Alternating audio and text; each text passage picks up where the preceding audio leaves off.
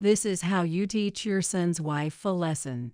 Madison, my mother-in-law, said while looking at my face covered in cream, laughing so hard she nearly fell over. Mom, that's too much. Why are you so upset? It's just a little surprise.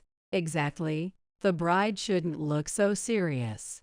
Come on, smile, smile.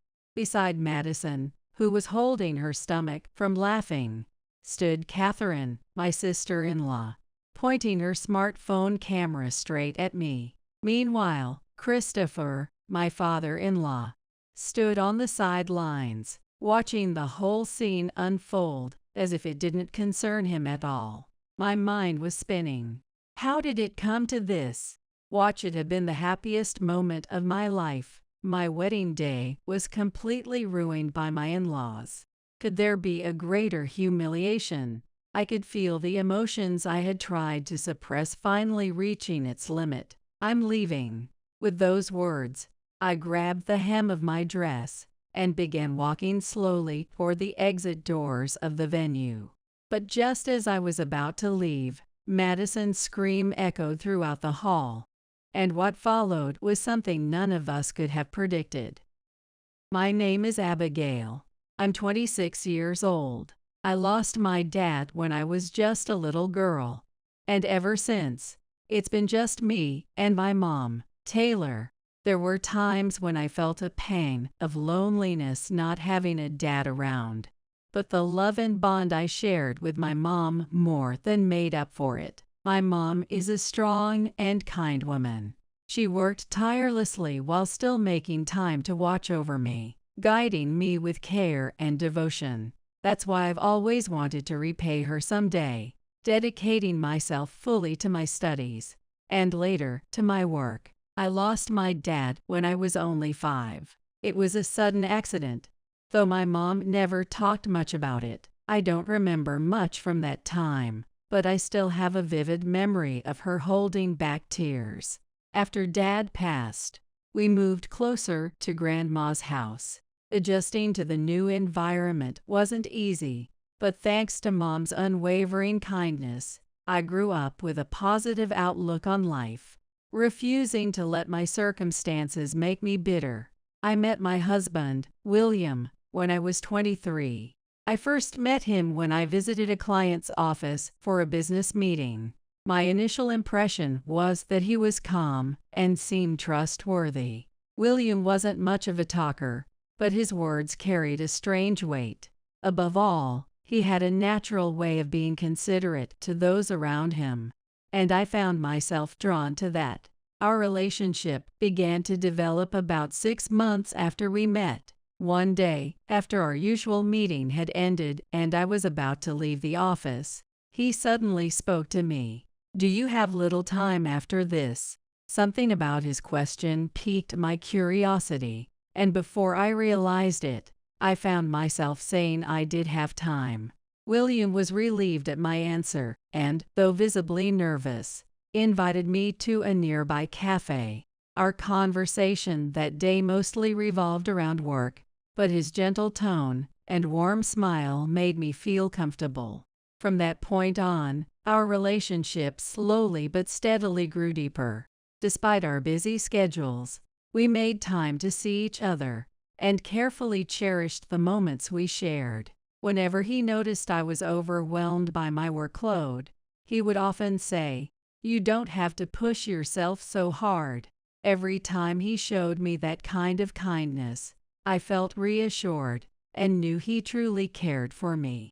Then, in the winter of my 25th year, he invited me to dinner with a more serious expression than usual.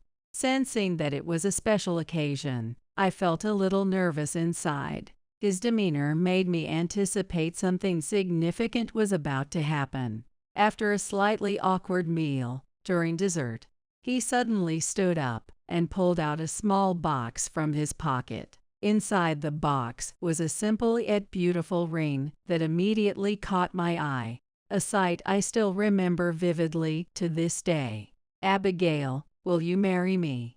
His quiet words carried an unwavering determination, and in that moment, my heart was filled with warmth. I knew, deep down, that with him, I could face any future that awaited us.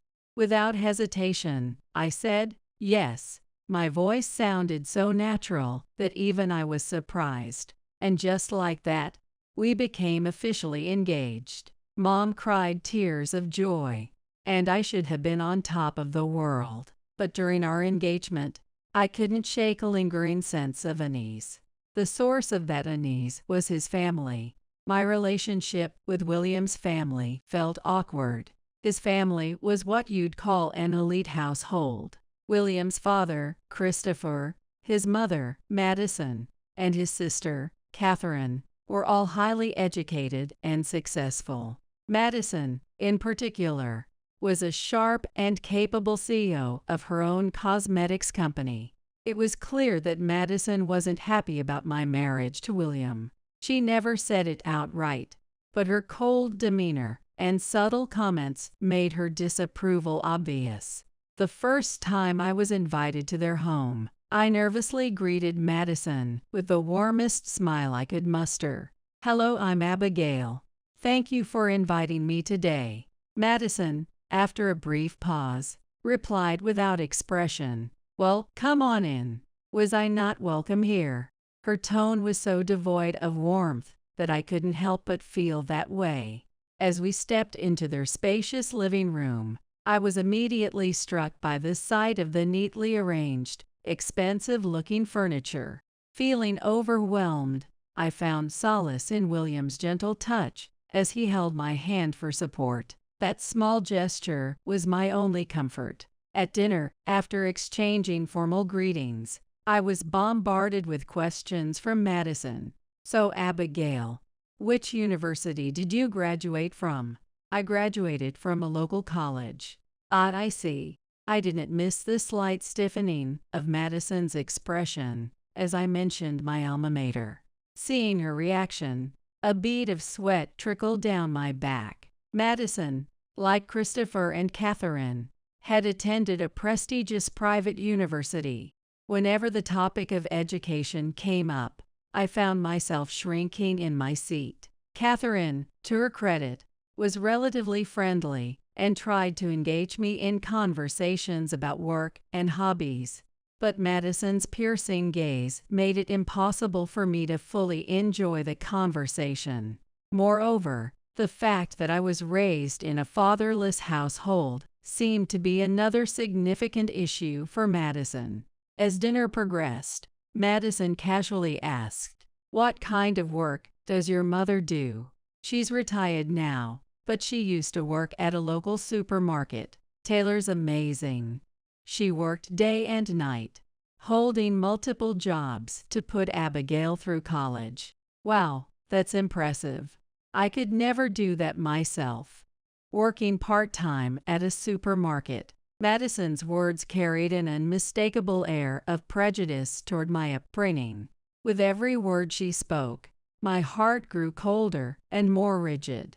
Sensing my discomfort, William frequently stepped in to help, but the heavy, dark emotions in my chest refused to dissipate. On the way home, William held my hand as he looked down and said, "I'm sorry about everything Mom said. I'll talk to her about it later. But no matter what my family thinks, I'm marrying you, Abigail. Don't let their opinions bother you." While his reassurance warmed me, it was impossible not to feel affected. I desperately wanted to be accepted by William's family, but the gap between that hope and the reality was insurmountable. Would Madison and the rest of his family ever accept me? Would my marriage to William truly bring happiness? These questions swirled in my mind, leading to many sleepless nights. Even so, I tried my best to build a relationship with my in-laws by sending flowers and gifts for their birthdays. And finally, the long-awaited day of the wedding arrived. The makeup carefully done than ever before, and the white wedding dress Mom and I had chosen together. I stood next to William, waiting to walk down the aisle. It felt as if I were in a dream. After a long journey, I was finally about to start a new life with William. The wedding had about 100 guests. To my surprise, most of them were related to his in-laws, and it quickly turned into a large-scale wedding. Our friends and family were also there, showering us with warm words of congratulations. "Abigail, I wish you all the happiness in the world." With Mom's tearful gaze watching over me, William and I exchanged vows of eternal love in the chapel, and then it was time for the reception. The program was running smoothly, and the venue was filled with the smiles of our guests. The pleasant atmosphere of the reception was disrupted just as my nerves began to ease, and I started to relax. Suddenly, Madison stood up, grabbed a microphone, and stepped onto the stage. "Everyone, thank you so much for being here today. I actually have a little surprise for the bride, Abigail." As Madison's voice echoed through the venue, a chill ran down my spine.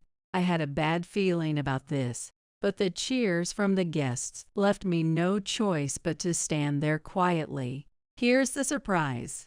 A large cake was brought out in front of me. It was beautifully decorated, a luxurious centerpiece fitting for a wedding reception. But then, something unthinkable happened. Without warning, Madison suddenly smashed the cake into my face. For a moment, I couldn't comprehend what had just happened. The cream spread all over my face and dripped onto my dress. My vision turned white, and I could barely catch my breath. The room fell silent for a moment, then erupted into laughter. Madison, the perpetrator, was laughing hysterically. Catherine joined in, laughing at the sight of me. "This is how you teach your son's wife a lesson," Madison said, looking at my cream-covered face and laughing so hard she nearly fell over. I stood there in shock, unable to say a word. I could feel the confused stares of the other guests, but no one moved to intervene. Perhaps they were as stunned as I was. "Mom, that's too much," William said, his voice tinged with anger. But Madison brushed him off, continuing to laugh. "Why are you so upset? It's just a little surprise." "Exactly. The bride shouldn't look so serious. Come on, smile, smile." Beside Madison, who was doubled over in laughter, Catherine pointed her smartphone camera at me. Christopher, meanwhile, stood on the sidelines, watching as if it didn't concern him. My mind was in chaos. How had it come to this? What was supposed to be the happiest moment of my life, my wedding day, had been utterly ruined by Madison. Could there be a greater humiliation? I could feel the emotions I had tried to suppress finally reaching its limit. I took a deep breath and wiped the thick layer of cream off my face. I could feel every eye in the room on me, but I was no longer the woman who would cower in such a moment. "I'm leaving." Gathering the hem of my dress, I began to walk slowly toward the doors of the venue. There was no reason to stay in a place where I had been so humiliated. Sensing my determination, William followed me without a word. Madison, for a moment, looked shocked, her eyes widening, but her expression quickly turned to one of irritation. "Wait, what are you doing? The reception isn't over yet," Madison's voice called out from behind as she hurried after us. But I didn't look back. I gripped William's arm tightly and kept my eyes forward, heading straight for the exit of the venue. Then, suddenly, a scream echoed throughout the hall. "What are you doing? Stop it!" Instinctively, I turned around, and what I saw left me stunned. Madison had beer poured all over her head. Her meticulously done makeup and hair were completely ruined.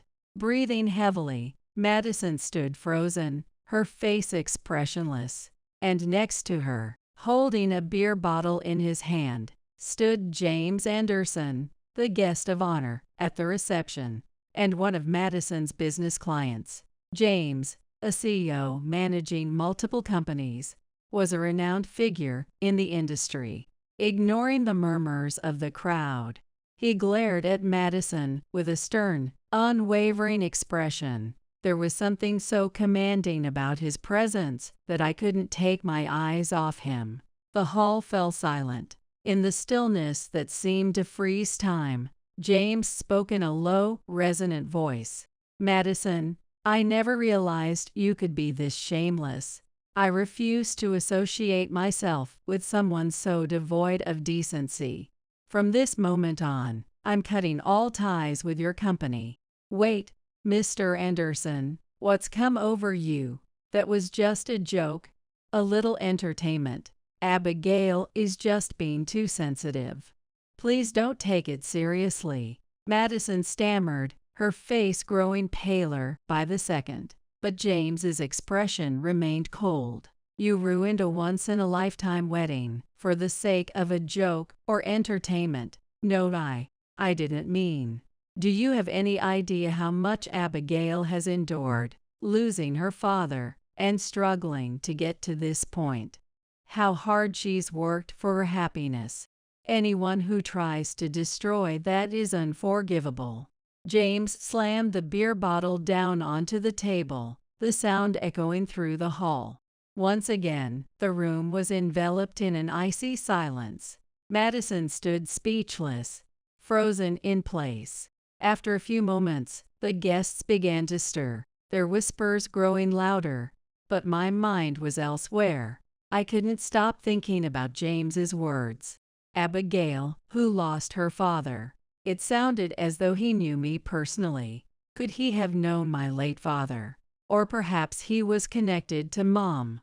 Confused, my pace slowed until William gently urged me forward, leading me out of the hall. As we stepped outside, a wave of relief began to wash over me. James had delivered justice on my behalf. It felt as though the weight I had carried for so long has disappeared. Later, in the dressing room, I removed my soiled dress, washed my face, and straightened myself up until a soft knock sounded at the door. When I opened it, Mom and James stood there. They entered the room quietly, their expressions solemn, carrying an air of tension. Mom locked eyes with me, her gaze steady and filled with a determined intensity.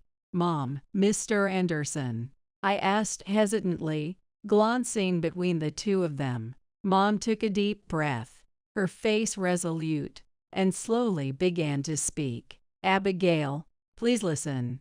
There's something I've always needed to tell you.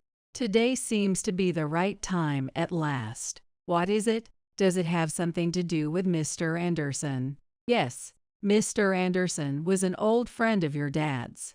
Her words left me wide-eyed with shock. A friend of Dad's. That James Anderson. I couldn't believe what Mom was saying, and stood frozen in place.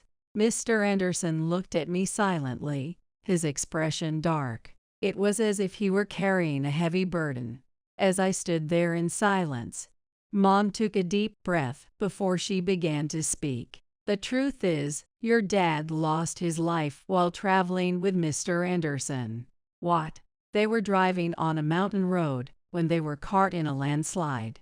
Mr. Anderson called for an ambulance, but unfortunately, it was too late." The story of Dad's final moments came out of nowhere. And to think that Mr. Anderson was there when Dad lost his life. In shock, I turned to look at Mr. Anderson, and his face twisted in pain.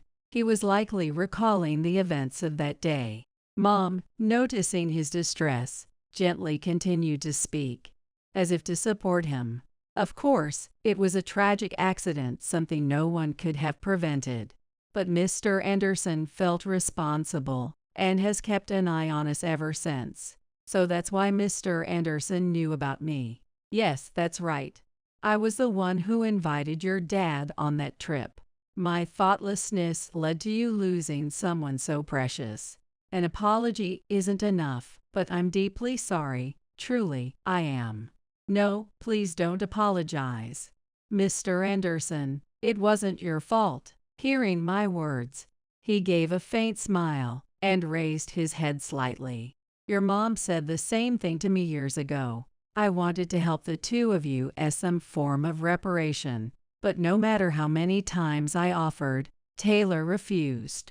In the end, I could do nothing but watch over you both. The truth about Dad's accident and Mr. Anderson's guilt. It was all new to me, and my mind was overwhelmed, nearly at its breaking point. But then, a single question surfaced. Mom, why did you refuse Mr. Anderson's help? I asked, my voice trembling. Knowing how much Mom had struggled, I couldn't help but wonder why she had turned down his support. Mom smiled gently before answering.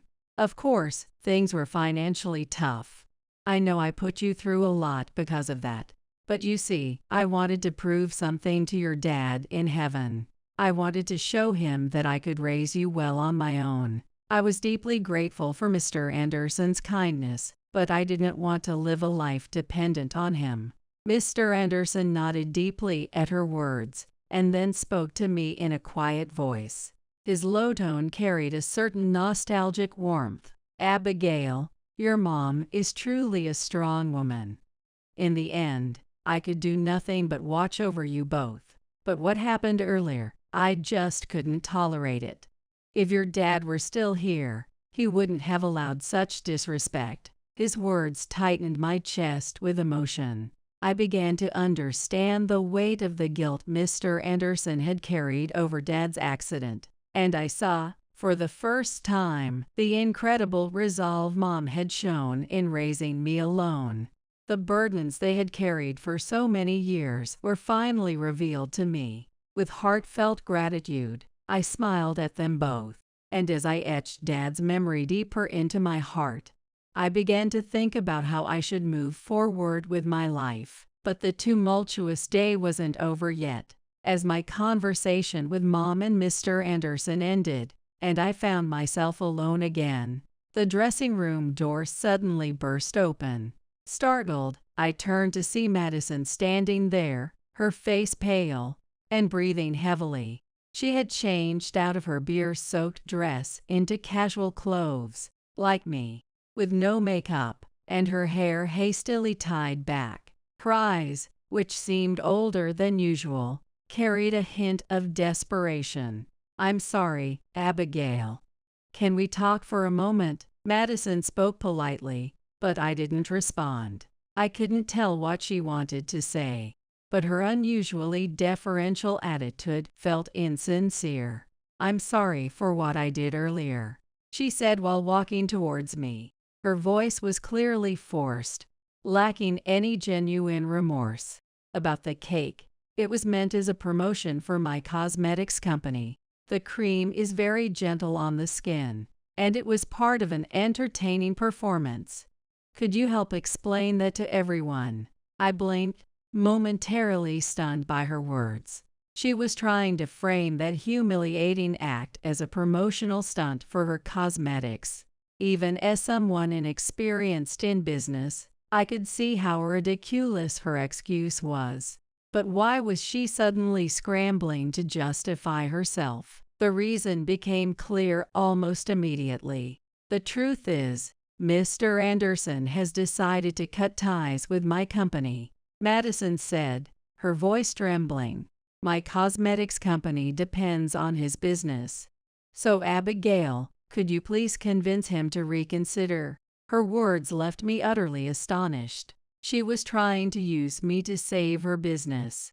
Her so-called apology had no real intent, just a strategy to protect her own interests. The idea of dismissing the humiliation I endured as mere promotion filled me with anger. But before I could respond, a low voice came from outside the dressing room. That excuse won't work. Madison turned sharply, startled, to see Mr. Anderson standing in the doorway. It seemed he had been listening to the entire conversation. His calm expression was unchanged, but his eyes carried a sharp, unforgiving glint. A promotion? Do you really think anyone would buy that excuse? Using such disrespectful behavior as part of a cosmetics campaign is unheard of. My decision to cut ties with your company stands. Nothing has changed. Madison's face turned visibly paler at his words. She struggled to find something to say, but Mr. Anderson's resolute demeanor silenced her. Could you please leave? There's nothing left for us to discuss, I added firmly, and Madison hunched her shoulders and slowly left the dressing room. She is clearly too defeated to argue further. Once she was gone, I turned to face Mr. Anderson. Thank you. You've come to my rescue again. It's nothing at all. I hope you know that I want to help you more. Please don't hesitate to rely on me any time. Mr. Anderson looked at me with eyes full of kindness, and for a moment, I saw my dad in him. I thought to myself that once things settled down, I would like to hear more stories about Dad from him. However, even after the reception, I found no peace of mind. William and I had started living together in the new home we had prepared, but an unexpected problem arose in the most surprising way. One day, a friend who attended the wedding urged me to check social media immediately. When I did, I couldn't believe my eyes. Circulating online were posts about the cake incident at the reception. They claimed it was all part of a promotional stunt for a cosmetics company. And worse, that it had been my idea. Upon further investigation, I discovered something even more shocking. The posts had originated from an account using my name. There was only one person who could have orchestrated something so absurd. It had to be Madison. She was likely spreading false information to justify her actions during the reception. When I told William about it, he immediately agreed. She's capable of something like this. As William spoke quietly, his eyes held a trace of sadness. It had become clear that his own mother was resorting to underhanded tactics to tarnish my reputation. He must have been deeply unsettled inside. Yet, despite his inner turmoil, William resolved to act immediately. We need to confront Mom. This has to be cleared up. Though I couldn't predict how Madison would react, we couldn't leave the matter unresolved. For the sake of my reputation and our future together, it was time to settle things with Madison. Soon, we arrived at the in-laws' house. Though I had been there several times before, the air was heavy with a new kind of tension. When William rang the doorbell, Madison appeared shortly after. At the sight of us, her face flickered with a mix of surprise and unease, but she quickly masked it with a forced smile. What brings you two here so suddenly? I'm a bit busy right now. Is there something you need? Her tone was polite, but she exuded an air of dismissal, as if ready to close the door at any moment. Refusing to be intimidated, I stepped forward and spoke in a calm, steady voice.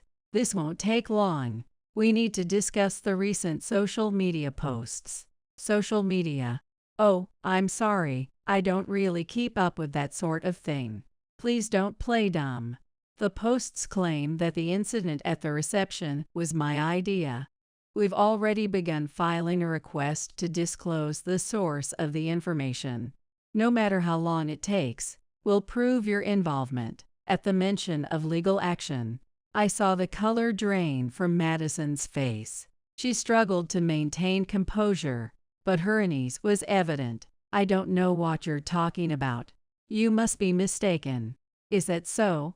Then you won't mind if I correct a false information or even file a defamation lawsuit, since it has nothing to do with you, right? Her eyes widened in panic. A lawsuit? Wait, that's too extreme, she said, her voice trembling. Whether it's extreme or not isn't for you to decide. That's up to the victim, me, and the court. You ruined my wedding, and then compounded your wrongdoing to protect yourself. You'll need to take responsibility for your actions. That's all I have to say. Wait, please. Madison's face turned pale, and her entire body trembled. With a steady gaze fixed on her, William stepped forward this time. There's one more thing I need to tell you, Mom. I'm cutting ties with you and the rest of the family. From this moment, we are no longer family." Madison looked as though she might collapse. The shock was too much for her to process, unable to form any words. At some point, Catherine and Christopher had appeared near the doorway, listening to our conversation. Both of them were left speechless by William's sudden declaration, but William paid no attention to their reactions and continued to speak calmly. "Your actions and attitude toward Abigail have been beyond disrespectful, and as her husband, I can't overlook them. From now on, we will have no further contact with you or the rest of the family." As those words echoed through the entryway, Madison finally broke down, sobbing uncontrollably. "Wait, William, please don't say that. You're my son. Why would you do this? I've chosen to build a new life with Abigail. I won't involve myself with you anymore. That's the path I've decided to take." Madison was stunned into silence, unable to respond. Behind her, Christopher and Catherine stood quietly, watching the situation unfold without saying a word. Through her sobs, Madison desperately reached out to William, but he didn't take her hand. Instead, he turned to me and gave me a warm smile. "Let's go, Abigail." I nodded silently, took William's hand, and together we left the in-laws' house. Madison's anguished cries echoed behind us, but I didn't look back. There was no place for them in the life William and I were building together. In the weeks that followed, news of Madison, Christopher, and Catherine's circumstances began to reach us. First, about Madison's cosmetics company. After Mr. Anderson severed ties with her business, her company quickly fell into financial trouble. Mr. Anderson's company had been one of her largest clients, and once he pulled out, other clients followed suit. Within the industry, Madison's actions were heavily criticized, and her reputation plummeted. The false social media posts became widely known, and with rumors of lawsuits circulating, she had no way to salvage her standing. As a result, Madison's company was forced to downsize within months, leading to significant layoffs. Ultimately, she was nearly blacklisted from the industry and could no longer maintain her extravagant lifestyle. Christopher, who had no involvement in Madison's business, could only watch silently as her company collapsed. Although he worked as a manager at a major corporation, the scandal left him increasingly demoralized and isolated at work. Catherine also faced repercussions from the chaos Madison had caused. At her workplace, the social media debacle became a hot topic, and she endured cold stares from her colleagues. Worse, the publicity surrounding the reception incident spread, leading to the end of her romantic relationship. Friends distanced themselves from her, and she eventually withdrew from social life entirely, isolating herself at home. Meanwhile, William and I were enjoying a peaceful newlywed life in our new home. We spent our days shopping together, watching movies, and savoring the little moments that brought us simple joy. The small house we had chosen together was always filled with warmth and comfort, and every day felt like a new discovery. As we spent more time together, our bond grew even stronger.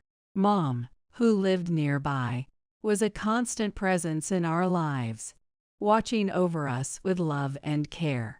We often invited each other over for meals, and the time spent at the table with Mom and William was precious to me. Recently, Mr. Anderson started visiting us as well. The stories he shared about Dad were always fresh and fascinating, and I found myself looking forward to his visits. Mom and Mr. Anderson had also begun going out for meals together occasionally. Mr. Anderson, with his strong sense of responsibility, seemed to be a reassuring presence for Mom as well. Perhaps the two of them had been holding back their feelings out of consideration for me all this time. Thinking that made me feel a pang of guilt, but it also filled me with a deep desire to support their relationship. I was certain that Dad, watching from heaven, would wish for their happiness too. William, Mom, and Mr. Anderson. As I sat at the table, surrounded by the smiles of these precious people, I felt a profound sense of gratitude for the happiness I now held. I've asked Taylor to take care of the house, but I told her to call a helper if there's any trouble. I'm only giving her the bare minimum responsibilities.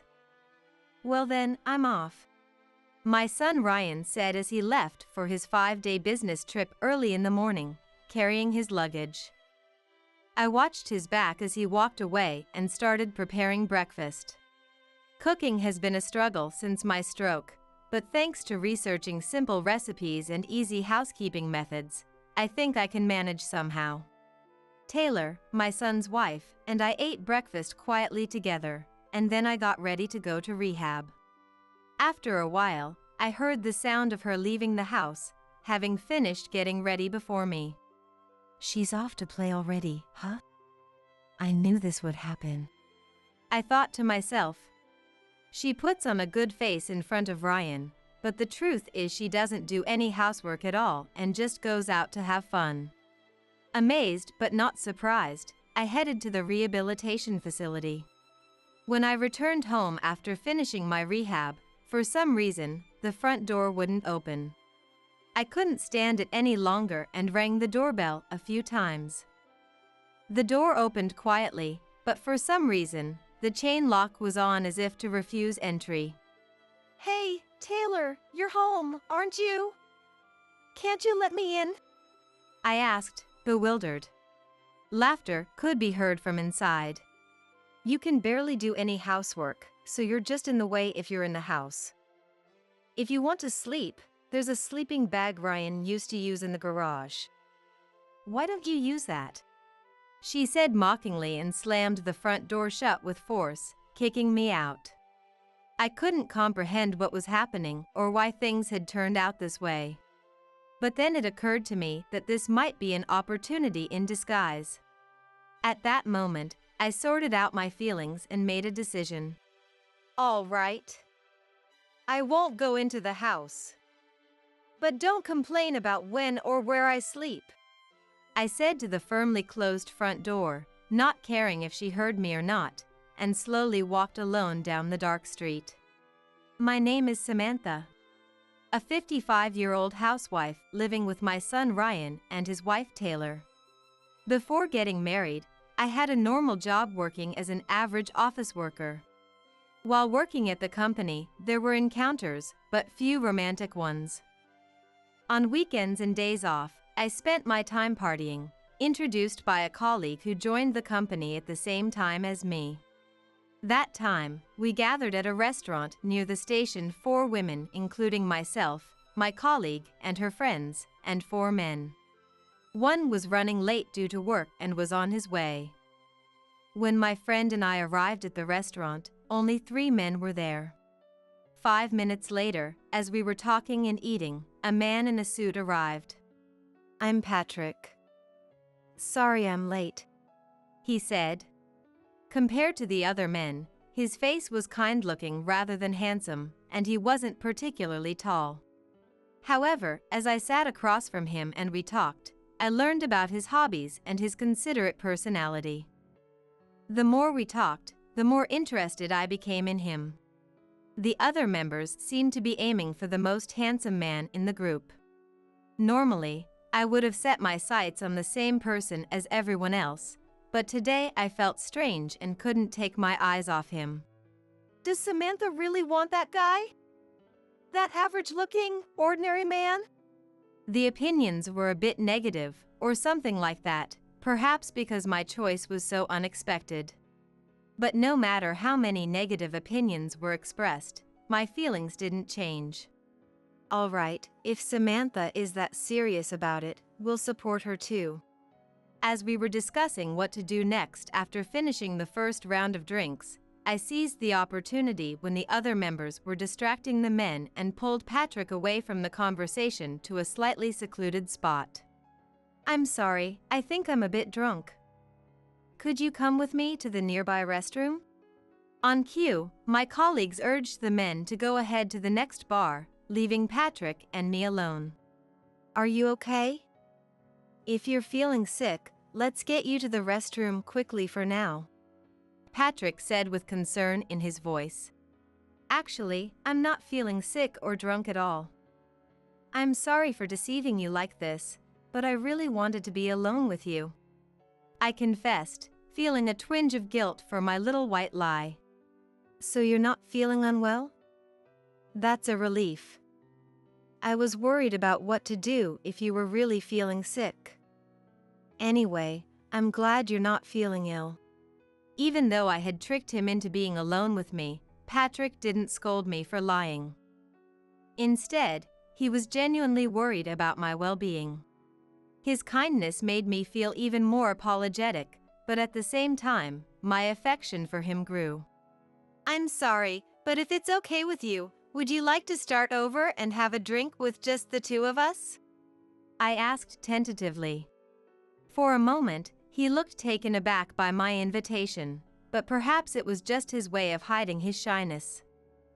With an embarrassed expression, he accepted my offer. From there, we moved to a quieter setting like a bar, enjoying our time alone together. We talked about each other, sometimes listening to each other's work complaints, gradually closing the distance between our hearts. Feeling pleasantly tipsy, I stumbled, and Patrick caught me. In that moment, the way he looked at me was too much to resist. I pressed my lips to his, and we became one. A year later, despite our colleagues saying our relationship wouldn't last long, we brushed off their comments and finally got married. For a while after our wedding, we continued working as a dual-income couple. But when Ryan was born, Patrick expressed his wish for me to prioritize childcare and household duties. Taking his words to heart, I quit my job and devoted myself to supporting our family at home as a housewife. I hoped these happy times would last forever. However, that blissful period came crashing down with a loud noise one day. It was 3 years ago. After graduating from college, Ryan got a job at a local company. While working diligently as a full-fledged member of society, he married a woman named Taylor, and it had already been 2 years. Just when I thought even greater happiness was in store for our growing family, Patrick was involved in a traffic accident on his way to work and passed away. It happened right after we were talking about how he would likely live a long life, given his energetic nature. The incident was so sudden that, honestly, I couldn't believe it until I saw Patrick's deceased body. Apparently, I kept mumbling to Ryan that he must have just been injured. I don't even remember that myself, but they say the moment I saw him at the hospital, I let out a loud cry and broke down in tears. For a while, I couldn't recover from his death and spent my days in a daze. But as I looked at his portrait, smiling at the camera, I thought I saw a momentary flicker of sadness on his face. "You're right, absolutely right. If I keep crying forever, you won't be able to rest peacefully in heaven, will you? I understand. I'll live strongly for the both of us," I declared, feeling like he had passed the baton of vitality back to me once more. Fortunately, thanks to the money he had been saving at the bank for our retirement and the insurance he had taken out in case of emergencies, we had enough savings to live comfortably as long as we didn't indulge in luxuries. Moreover, Ryan, worried about me, suggested that the three of us, him, Taylor, and myself, live together as a family. And now, here we are, living under one roof. Ryan worked from early morning until late at night, and Taylor often went out with her friends who lived nearby. The two of them were rarely home, leaving me to handle all the household chores single-handedly. However, the joy of being able to support my family outweighed the challenges, so it wasn't too difficult for me. In fact, I found happiness in being useful to my family. But there was also a concern gnawing at me. It was about Taylor. Like me, Taylor had been living with Ryan as a housewife until now. When I started living with them, I wondered how she would manage her life. To my surprise, she neither took on a part-time job nor helped with the housework. Instead, she spent her time freely hanging out with her friends in the neighborhood. Ryan probably knew that she was just playing around all the time, but for some reason, he never scolded her. On the contrary, he even gave her money. I found myself unable to comment on her behavior for quite some time. You see, during the family meeting for Ryan's wedding, I met Taylor's mom, Olivia, for the first time. We hit it off, bonding over the shared circumstance of having lost our husbands. Since then, we've become close friends. Because of this, I haven't been able to say anything to avoid causing unnecessary worry for her as well. Using your mind is more exhausting than using your body, isn't it? I thought to myself, feeling the mental strain of an inexplicable frustration and the pain of not being able to confide in anyone about my troubles. Then, one day, it happened out of the blue. As usual, I prepared breakfast for Ryan and Taylor and saw Ryan off first. I'm going out with my friends again today, so please take care of the house. I'll be back in the evening, Taylor said before leaving shortly after Ryan had left for work. Watching Taylor's retreating figure, my day began. I cleaned the sink and its surroundings, and in between, I proceeded with the housework in the order I had predetermined, such as doing the laundry. After washing the family's bedding and vacuuming, I lifted 2 full garbage bags to take them outside. At that moment, my vision suddenly blurred and a strong dizziness overtook me. I lost my balance and collapsed on the spot with a dull thud. When I woke up, an unfamiliar ceiling stretched out before my eyes. My body felt heavy from the neck down, and I couldn't move properly. Somehow managing to move just my neck, I looked around and noticed an 4 connected to my arm and a machine measuring my heart rate. It seemed I was in a hospital. Perhaps someone had noticed something was wrong and called an ambulance for me. As I was trying to assess the situation with my freshly awakened mind, a nurse came in. Seeing that I had regained consciousness, she went to call the doctor. The doctor arrived, and I received an explanation of what had happened to my body and why I was in the hospital. "It's a stroke," he said. A stroke. The intense dizziness that caused me to lose consciousness was apparently one of the symptoms of a stroke, likely caused by my chronic high blood pressure. It turned out that a neighbor who had visited by chance called the ambulance for me. They heard a loud noise from inside the house, and since the door was unlocked, they entered to find me collapsed on the floor. The heaviness I had felt in my body since waking up was likely caused by the stroke. As time passed, sensation returned to my left side, but my right side still wouldn't move as I wanted it to. According to the doctor, when I collapsed, my brain suffered a strong impact, damaging the area responsible for controlling the right side of my body, leaving it paralyzed. However, with rehabilitation, I could apparently regain at least the minimal movement necessary for daily life, even if it wouldn't be the same as before. So, I decided to focus on rehab during my hospital stay. A month later, with blood, sweat, and tears, I continued my rehabilitation and somehow managed to walk slowly on my own. I would have to keep going to the hospital and rehab to treat the paralysis on my right side, but considering it was to avoid living an inconvenienced life in the future, it was no big deal. During my hospitalization, Ryan was busy with work and sent me a text apologizing, "I couldn't come to visit you," along with words of concern. The ones who came to pick me up when I was discharged were Ryan and Taylor, who hadn't visited me even once. "Thank you for coming to get me. Was work okay?" I asked Ryan. It's fine for a day or so. I took care of various things while I couldn't come to see you. He replied. Samantha, are you all right? Taylor chimed in from behind Ryan. For now, I decided not to think about her. While Ryan was loading the luggage I had used during my hospital stay into the car, she just watched, fiddling with her smartphone. I had recently started to wonder what my son saw in someone like her. Come on, let's go home, Mom. To make up for all the care you've given us until now, I'll be the one helping you out from now on, so don't worry. Ryan reassured me.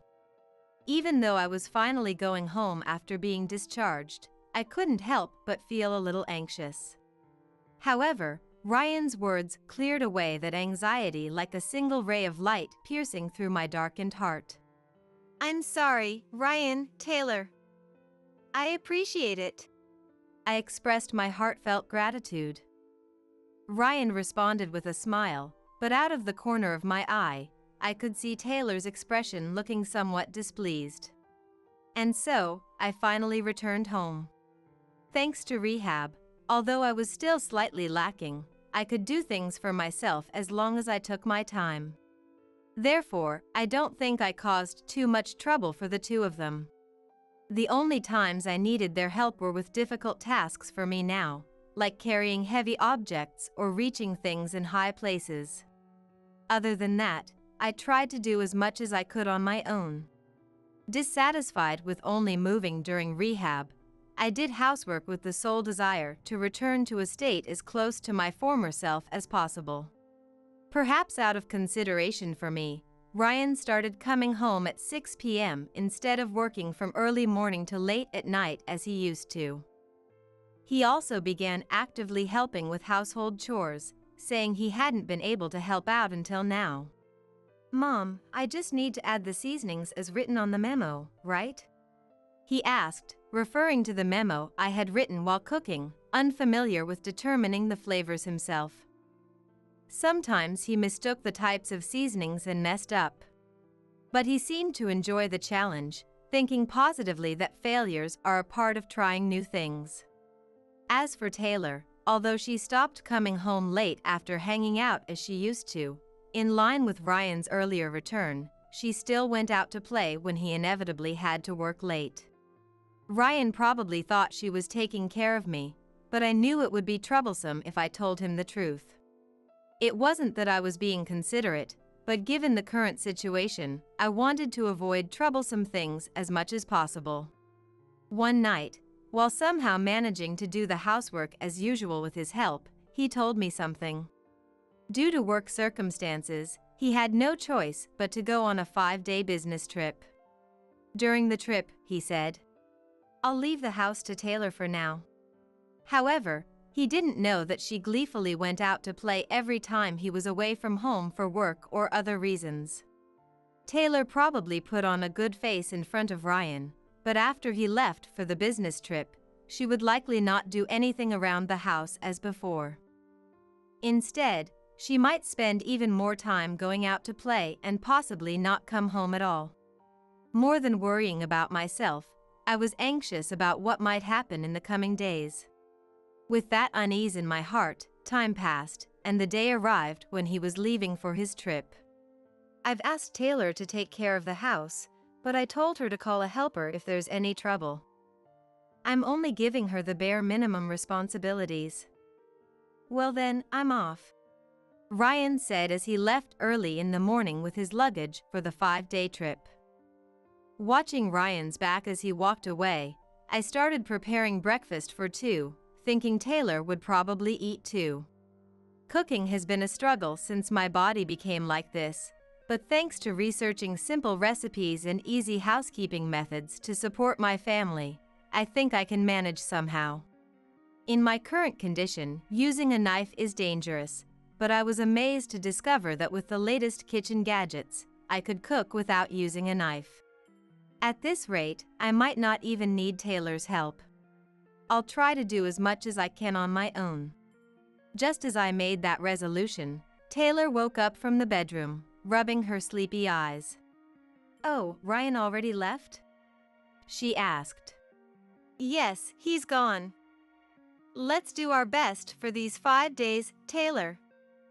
By the way, are you going to have breakfast?" I replied. "I'll eat," she said curtly. And so began our temporary 5-day life together, just the two of us. We ate breakfast quietly, and while I was getting ready to go to rehab, I heard the sound of Taylor leaving the house in a hurry, having finished getting ready before me. "She's off to play already, huh? I knew this would happen," I thought to myself. I took a taxi to the rehabilitation facility, and after finishing my 2-hour rehab session, I went to a cafe adjacent to a nearby library to read and drink coffee. Before I knew it, it was evening by the time I started heading home. When I got home, for some reason, the door wouldn't open. I rang the doorbell a few times, but not understanding the situation, I couldn't stand it any longer and contacted Taylor. Then I heard footsteps from inside, and the house key turned quietly, but for some reason, the chain lock was on the door as if to refuse entry. "Hey, Taylor? You're home, aren't you? Can't you let me in?" I asked, bewildered, calling out to Taylor, who was probably on the other side of the door. Laughter could be heard from inside. "Oh my, Samantha, what's the matter? Did you hit your head when you got injured and mistake where you're supposed to return to?" Taylor asked mockingly, making me feel a momentary terror. What on earth was this person saying? At that time, I couldn't understand the true meaning behind her words. "I'm not mistaken. Come on, let me in quickly. What on earth are you trying to do?" I demanded. "You can barely do any housework, so you're just in the way if you're in the house. If you want to sleep, there's a sleeping bag Ryan used to use in the garage. Why don't you use that?" she said with a mocking face, then slammed the front door shut with force, kicking me out. I couldn't comprehend what was happening or why things had turned out this way. But then it occurred to me that this might be an opportunity in disguise. She had never done any housework and just played around until now, spending time as if she had been home when Ryan came back from work. I had endured it until now to avoid causing unnecessary worry for my good friend Olivia, but honestly, I had reached my limit. At that moment, I sorted out my feelings and made a decision. "All right. I won't go into the house. But don't complain about when or where I sleep," I said to the firmly closed front door, not caring if she heard me or not, and slowly walked alone down the road at dusk, the sun having completely set. I realized now that I had left my phone and everything else except my wallet at home, thinking my only plan for the day was rehab. With this, I had no way to contact Ryan. Since I couldn't get in touch with him, I stopped a taxi that happened to be passing by and asked to be taken to a certain place. After a 20-minute drive, the place I was heading to was Olivia's house, where I had greeted her and visited a few times before. I thought it might be a bother to go at this hour, but with nowhere else to go and believing she was the only one who would directly understand my current situation, I came prepared for the rudeness and inconvenience. "Huh? Samantha, what's wrong? Why are you here so late at night? Oh, by the way, is your injury okay? Could you please let me inside the house for now? I'll explain the situation properly later," Olivia asked, surprised by my sudden visit but warmly welcoming me and inviting me into her house. I loved the atmosphere of this home, which retained an old-fashioned charm and felt somehow nostalgic and comfortable. No, that didn't matter now. With her help, I was somehow led to the living room, and despite the late hour, she even served me coffee and entertained me. She seemed to have contacted Taylor after seeing me, but apparently, Taylor's phone was turned off and she couldn't reach her. "So, what on earth happened? I can't get in touch with Taylor either, And seeing you here at this hour without any luggage, did something happen at home? Olivia asked. I confided in her all the anxieties I had been holding in my heart until now. How Taylor, since getting married, didn't help with the house at all, how she was always going out to play while Ryan was at work, and how her behavior hadn't changed at all even after I became like this. And how I was driven out of the house by that very Taylor. I laid bare to her everything I had endured saying, keeping it pushed down inside me. She seemed to have had no idea that her daughter was living like that at her husband's parents' home. From visiting a few times, I realized that she was a worrier when it came to Taylor. She had asked me several times before if she was doing okay at home, but each time I had brushed it off. However, with this incident, I decided to confide in her, thinking that if I kept minding her tendency to worry, my own well-being would be in danger. Olivia seemed shocked, unsure if what I had told her was true, unable to process it in her mind. While she collected her thoughts, I decided to borrow her phone and call Ryan to explain the situation. Although it was already late at night and I thought it might interfere with his work, I felt I had to tell him today, so I called Ryan with a glimmer of hope. Hello. He answered. Ryan? Is now a good time? Actually, I recounted the day's events to Ryan in order. What? No way, Taylor did that? And she never did anything around the house until now? She always boasted about working hard, but it was all a lie? It seemed he had only been aware of her usual behavior through her own words and had completely believed her convenient lies. I could sense his agitation even over the phone. After a few seconds of silence, as if sorting out the information in his mind, he said he would leave his work to a colleague for now and, after getting approval from the other party due to the emergency, he would come back in the morning. Hanging up the phone and heading to the living room where Olivia was waiting, I found her sitting with a stern expression, unlike before. Samantha, I want to talk to Taylor directly. I want to hear the truth from her mouth. She said. You're right. I understand. It seems Ryan will also be coming back temporarily from his business trip tomorrow morning, so let's go to her together. I replied. And so it was decided that Olivia would join the discussion with Ryan tomorrow. Apologizing for the inconvenience at such a late hour, I was about to borrow Olivia's phone to call a taxi to take me to a hotel for the night. However, Olivia suggested I stay at her house, saying it would be a waste of money. I told her I couldn't possibly impose on her for a place to sleep after already causing her trouble, but with Olivia's insistence that we were going together anyway, I ended up staying for just one night. The next morning, Olivia drove us to the station to pick up Ryan, and the three of us went to our home to talk to Taylor. Since I had left my keys inside the house, Ryan used his key to unlock the front door, and we returned home for the first time in several hours. Upon entering, we noticed a pair of men's sneakers among Taylor's and our shoes. Thinking it couldn't be, we saw the living room door slightly ajar and burst in, the three of us.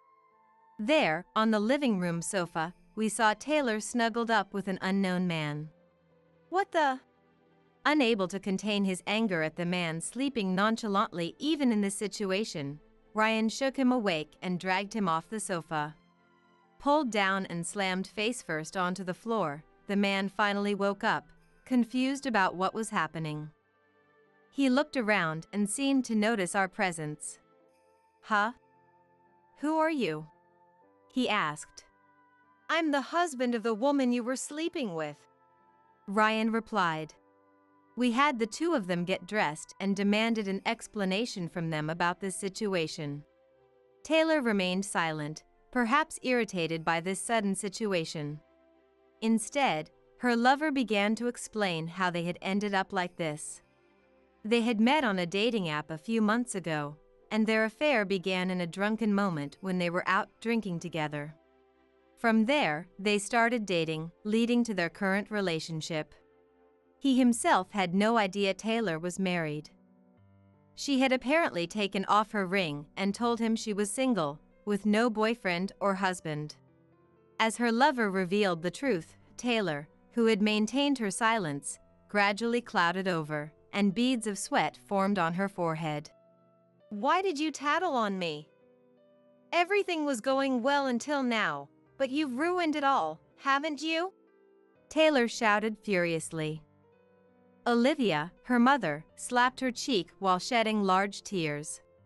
So it was all a lie that you were too busy with housework to even work part-time. I heard from Samantha yesterday. Even when Samantha was having a hard time, you were just out playing, and you used the money I gave you because you couldn't earn it yourself to play around with your lover.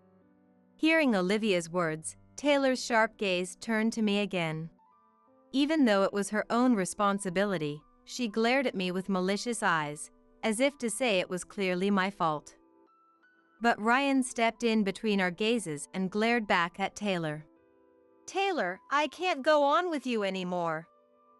I've been working desperately from morning till night to make money for our family, and this is how you use that money? You've got to be kidding me. I want a divorce. Unable to contain his anger at her betrayal, he brought up divorce in a heavy, low voice. Shaken by the word divorce, Taylor clung to Ryan's feet and screamed desperately.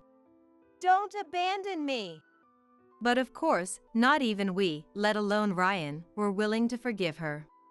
No matter how much she cried or apologized, her fate was sealed in Ryan's and our minds.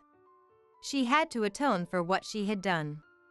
At this point, for some reason, Taylor started to argue back. But where's the proof that I was really having an affair? You're talking as if I've been cheating all along, but there's no such evidence anywhere, is there? Her excuses were so pathetic that I could only be amazed. Ryan, who had been regaining his composure, seemed even angrier at her excuses. I delivered the final blow to Taylor. I have proof. Recently, someone at the rehab facility I've been going to recommended that I secretly install indoor security cameras. Today's cameras are convenient because you can check the footage on your smartphone. Saying that, I opened the dedicated app on my phone, which I had left untouched, to check the security camera footage and showed her the recordings from last night until now.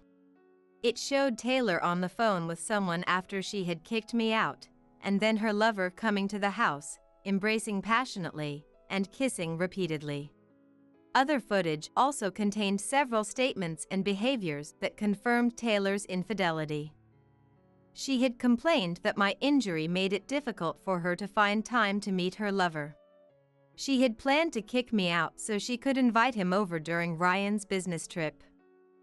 The evidence, including audio, was rock solid. You can't talk your way out of this one. You said there was no evidence of cheating, but your claim has ended up being meaningless. Ryan said. Yeah, so what if I cheated? What's wrong with that? You're never home because of work, and being cooped up in the house with Samantha all the time is suffocating. I haven't done anything wrong, she admitted, brazenly confirming her infidelity up until now. Apparently, she had spent all the money she had received from Ryan and Olivia on buying things for her lover and going out to eat with him. Not wanting to even breathe the same air as Taylor, who had fully admitted to cheating, we quickly kicked her and her lover out. We'll talk more about this later, Ryan stressed. She didn't respond to his words as she left, but later, she came with her lover who had been in the house, and discussions were held with a lawyer present. The footage from the security cameras I had installed was established as evidence to validate the divorce, and Ryan and Taylor's divorce was granted. Furthermore, compensation and settlement money were demanded from Taylor and her lover, who had been cheating in the divorce trial. But Taylor showed no signs of remorse, not just for this incident, but for the countless troubles she had caused in the past. Fed up with her antics, Ryan and Olivia decided to cut all ties with her completely. "Don't you dare come near us ever again." Despite being abandoned by Ryan, who had loved her passionately, and Olivia, her own mother, Taylor seemed utterly unfazed. If anything, she appeared almost relieved as she sat through the discussions with the lawyers and us, a serene expression on her face. Now single, Taylor soon discovered that her lover had never harbored any romantic feelings for her. To him, she was nothing more than a convenient plaything. As soon as he had paid off his share of the settlement, he vanished from her life without a trace. Accustomed to a life of pampering and indulgence, Taylor found herself woefully unprepared for the harsh realities of fending for herself. The meager sum she had left was hardly enough to maintain a decent standard of living, forcing her to settle for a dilapidated apartment. On top of that, she was saddled with the burden of paying the court-ordered alimony from the divorce, which meant she had to work herself to the bone from dawn till dusk just to stay afloat. Ryan, on the other hand, found himself with a bit more financial wiggle room after the divorce. Freed from the shackles of his previous workaholic lifestyle, he now made a point of coming home early in the evenings to help out with the household chores. His dedication and support allowed me to focus more intently on my rehabilitation. My friendship with Olivia remained as strong as ever. Even though she had cut ties with her daughter, Taylor, she made it clear that her bond with me was a separate matter entirely. She chose to believe in me over her own flesh and blood, and for that, I will be forever grateful. With Ryan's unwavering commitment to keeping our home running smoothly and her constant companionship during my therapy sessions, I found myself regaining more mobility and independence than ever before. These days, my greatest joy comes from the simple pleasures of grabbing a coffee or indulging in a bit of retail therapy with my best friend, Olivia, after a long day of rehabilitation. Life is good, and I couldn't be happier. Since Greg passed away, you'll be moving back with your parents, right? We'll be taking over this house. My beloved husband, Greg, had suddenly passed away. Right after the funeral, as I was grieving, Greg's parents, Reynold and Melissa, came to visit me. Although not many, this house is filled with memories of living with him. Why do I have to be the one to leave? However, to me, who was in no state to handle this, my Melissa ruthlessly declared those words. My name is Kathleen. I work as a clerk at a real estate agency. My encounter with Greg, who would become my precious husband, was through the real estate agency where I work. He was the real brother of my colleague, Bro, and the two were extremely close. Since their workplaces were nearby, Bro often stopped by.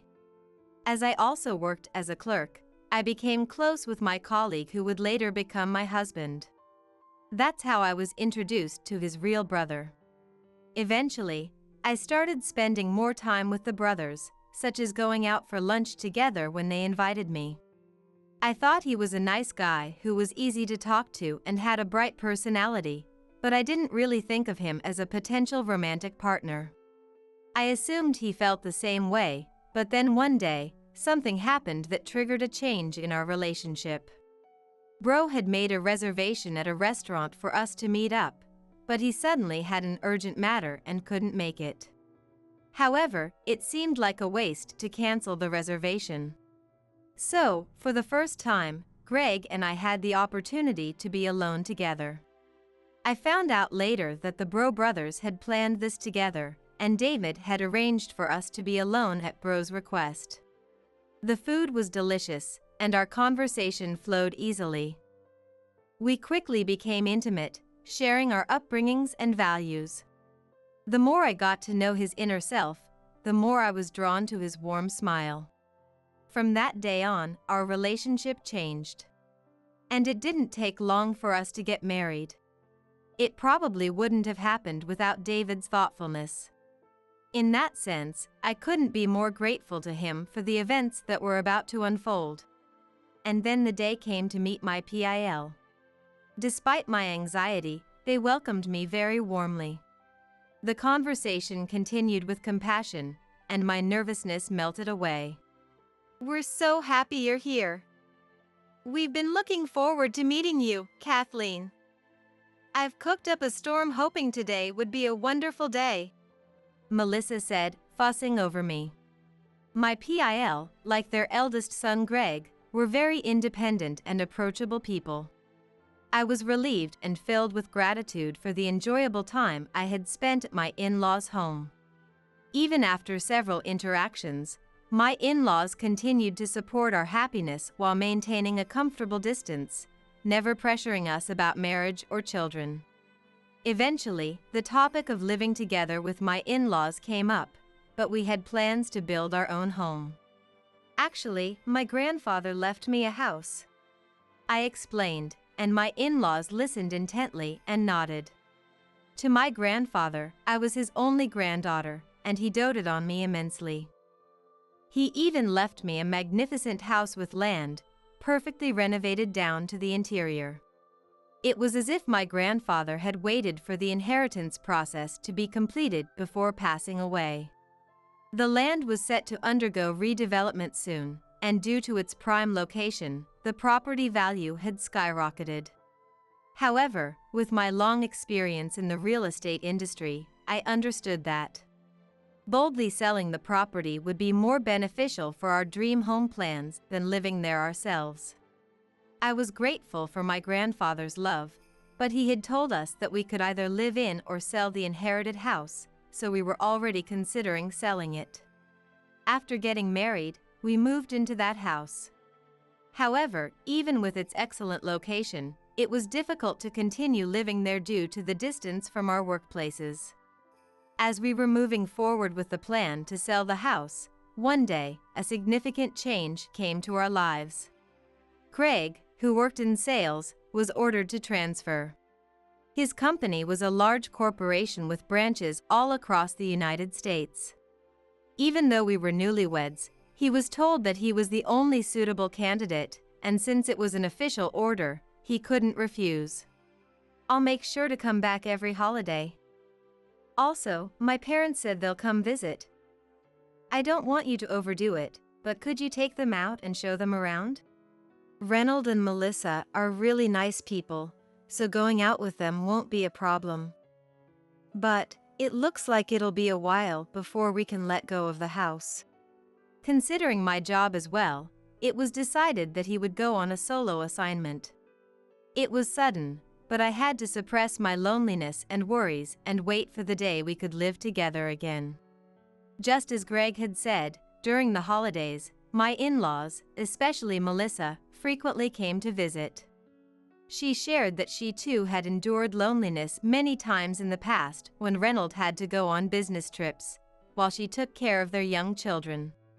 Even without children, you can nurture family memories. Let's go out together. Going shopping will lift your spirits. Come on, Kathleen. Thanks to her, I didn't feel lonely and instead had busy holidays. However, little by little, things started to bother me. On my days off from work, Melissa would almost always invite me to go out. That was fine, but after a month, her invitations became somewhat forceful, and she seemed to disregard my fatigue and housework. If I said, "I want to rest this week," she would furrow her brows as if I were being selfish. "But going out together is fun, isn't it? Or are you saying you don't like going out with me?" "That's not it. But since you take me out every week, don't you need some rest too?" Melissa looked sad. Even when I hurriedly tried to clear up the misunderstanding, she wouldn't listen at all. Although I was perplexed, when I agreed, she showed a smile and acted as if she had forgotten how she had persistently pressured me. My doubts about her words and actions gradually grew stronger. The places she forcibly invited me to were all shops where high expenses piled up. Shopping at brand stores and expensive meals continued, and she manipulated the situation so that I would bear the costs. She would often leave the store first, leaving me behind with no choice but to pay. There was never any gratitude for the payments, nor did she ever pay me back later. Certainly, I had savings since I owned a home and received a sufficient salary. However, my husband and I had always been mindful of restraint, so I couldn't help but feel uncomfortable with Melissa's extravagant behavior. Sometimes both of my in-laws would be there, but it was the same in those cases too. Rather, with my FIL Reynolds joining in, my burden only became heavier. I knew I needed to resolve this, but I couldn't bring myself to talk to Greg about it. He had said, "I'll definitely come back during the holidays." But the sales office where he was assigned was quite busy, and he couldn't come back easily. "Mom told me you've been going out every week. Are you managing okay? You don't seem worried?" That's right. When I saw Greg's face on our video call, I noticed the dark circles under his eyes and his slightly sunken cheeks. I could tell he was still tired from work. Feeling guilty about bringing up the issue with Melissa, I found myself putting on a brave face. "Melissa has been really good to me. Greg, please take care of yourself too. I'm fine. So, don't worry." While making excuses to Greg, I couldn't refuse to pay for the outings with my in-laws. However, their attitude gradually escalated, and finally, when I insisted, "I can't go out today," they said something like this. Then, "Hey, can't you lend me some money?" "What? You want me to pay?" "Just a little bit, really just a small amount. I already made a reservation at the restaurant. I'll take some other friends instead, so can you cover the amount I don't have on me?" I wanted to refuse, but if I did, the situation would become complicated and unmanageable. Resigned to the fact that I had no choice but to pay, I opened my wallet. However, I never showed this kind of attitude in front of Greg. When I subtly probed Melissa, saying, "Why don't you try asking Greg?" I was surprised when she replied, "Asking him would be shameful." She thought it was embarrassing to ask her eldest son, so she figured she could just ask his wife instead. I had long given up on her, and it had become a daily occurrence for her to demand money from me. At the very least, if I gave her money under the guise of an allowance, Melissa would stop forcibly dragging me out. I knew it had developed into a big problem. However, I was exhausted from the inability to have a proper dialogue with her. Her behavior became increasingly incomprehensible and bizarre. Just when I thought she had suddenly shown up without prior notice, she would look around the inside and outside of the house as if licking it, making me feel like my home's privacy was being violated. I wonder if these furnishings are what Kathleen's grandpa left behind. It's amazing that you have the means to have such high-end items. Some of the furniture included antiques that my grandfather had been fond of. She seemed to like them, barging in to admire them and enjoying them as if they were her own. This is my and Greg's home. I finally started considering confiding in Greg about Melissa's words and actions. Greg might be surprised, but how great would it be if we could think together about how to deal with her? Her behavior was never pleasant. No matter how much of an in-law relationship we had, it was an act of invading privacy. However, at the same time, the duration of Greg's solo assignment was determined. If I could just endure a little longer, he would come back, and if Greg were here, my in-laws would stop demanding money too. A little hope sprouted in my heart. Greg was working hard every day, so my patience would only be a little longer. That's how I was eagerly awaiting my reunion with Greg, but the situation took an unexpected turn. "What? Greg collapsed and is in the hospital?" My mind went blank. The person who contacted me was a colleague from his assignment location, and I hurriedly headed to the hospital. Perhaps due to the heavy workload, he had suddenly suffered a heart attack. He was transported by ambulance, but it was too late. Kind Greg, whose strong point was his health, passed away in an instant from an attack that no one could have anticipated. I faced the funeral without even being able to accept reality. I don't remember much due to the strong sense of loss. David rushed over and took care of most of the miscellaneous matters for me. I'm sorry. You just lost bro too, and you're helping me so much. It's only natural for me to help with bro's funeral. More importantly, is everything okay with the land? Are the preparations for the house complete? Around the end of the funeral, David and I talked extensively while cleaning up. I nodded to that and answered, Perfect. And a few days after Greg's funeral, my PAL came to visit the house together. However, it was glaringly obvious that they hadn't come to console me. Although it was sudden and unfortunate about our son, you'll be fine because we're here. Don't worry. For some reason, her face was smiling in an eerie way. Even more astonishingly, she had arranged for a truck, and it was packed full of luggage like furniture from my in-laws' home. I was so surprised and confused that I couldn't even speak. No matter how you looked at it, this was a move-in. Melissa and the others were trying to move in without any consultation. What was making them do this? But the answer was clear. Could it be that you're after our land? I put into words the concern that had been in my heart all along, even as I was confused. She showed a cold smile. The property value has skyrocketed quite a bit. I've had my eye on this house for a long time.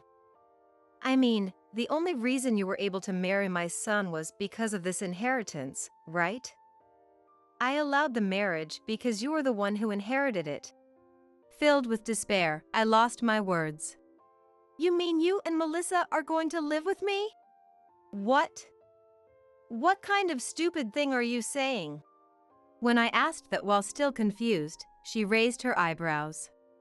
Greg's death was an unexpected event, but actually, even if it hadn't been, Melissa had planned to get her hands on this house.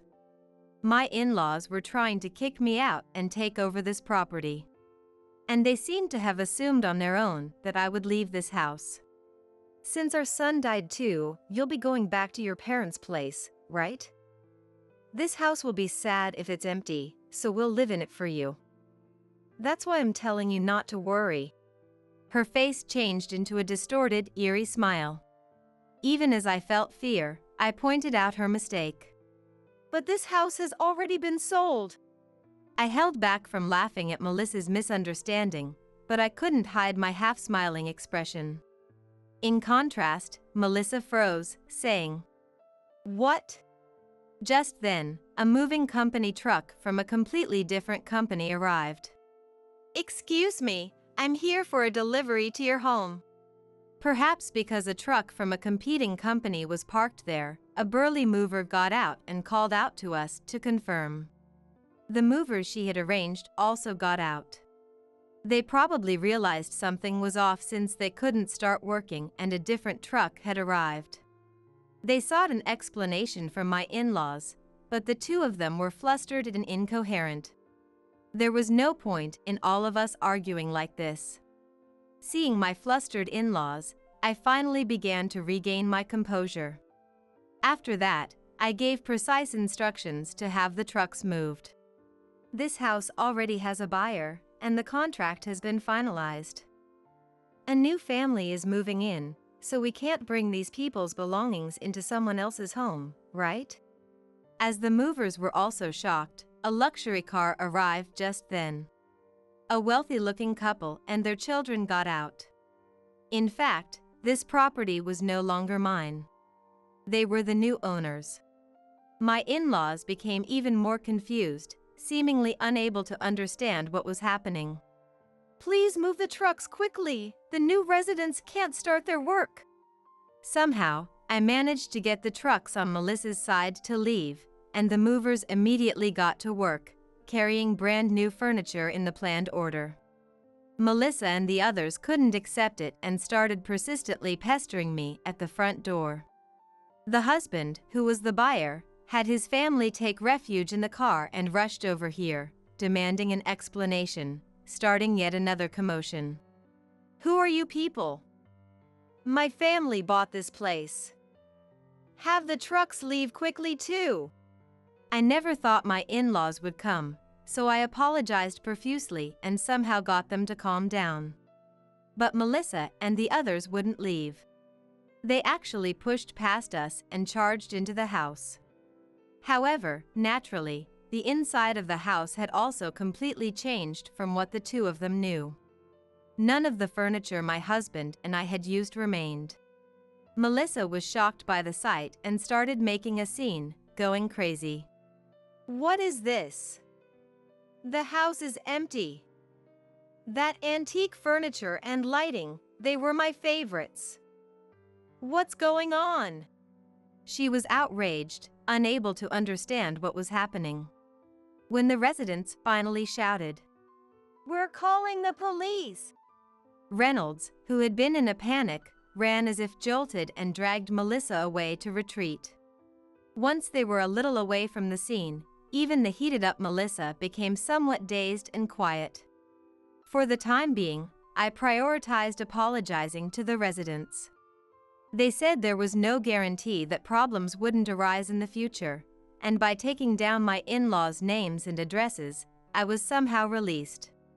Although I was feeling intense fatigue, I still had to explain to my in-laws. I returned to the two of them and calmly informed them that the move had been completed a few days before Greg's passing. "This house was originally planned to be sold along with the land, so it's according to the initial plan." Greg's solo assignment had put a stop to it once, but there was a certain background to why things could progress so smoothly. The one who supported our decision was David. I was perplexed by the change in my in-laws, who had even started asking for money, but I couldn't confide in Greg because I didn't want him to worry, so I continued to spend my days feeling down. David was the one who noticed and saved me. He said he didn't get along well with my in-laws' home and offered to help if I had any troubles. Not wanting to ruin my relationship with my husband or my in-laws, I trusted David, who promised not to tell anyone, and decided to consult him about everything. Upon hearing my story, he became furious with my in-laws. As Greg's younger brother and my colleague, he understood my in-laws' schemes well. And for David, his bro Greg was his only family. He said that I, as Greg's wife, was like family too. "I think our parents will eventually try to live together in that house or conveniently kick you two out and make it their own." According to David, both of my in-laws had high-class thinking to the point of being ignorant of the world. They were pretentious and didn't hesitate to use any means necessary. Especially Melissa, who was terribly selfish. While she pretended to be a lovely lady when she was keeping up appearances, she was actually a nasty person who only thought about her own convenience. Because they were blood-related family, the episodes about my in-laws that David shared were all intense. Since they put on a front in front of their eldest son, who was the successor, Greg probably never had to see this side of his parents. Anyway, when it was suggested that I should sell the land early to avoid having it taken by my in-laws, I agreed with David's opinion and decided to proceed with the sale.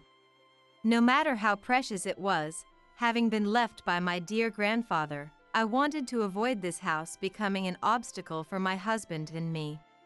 Rather, it was because it was precious that I didn't want to leave any roots of trouble.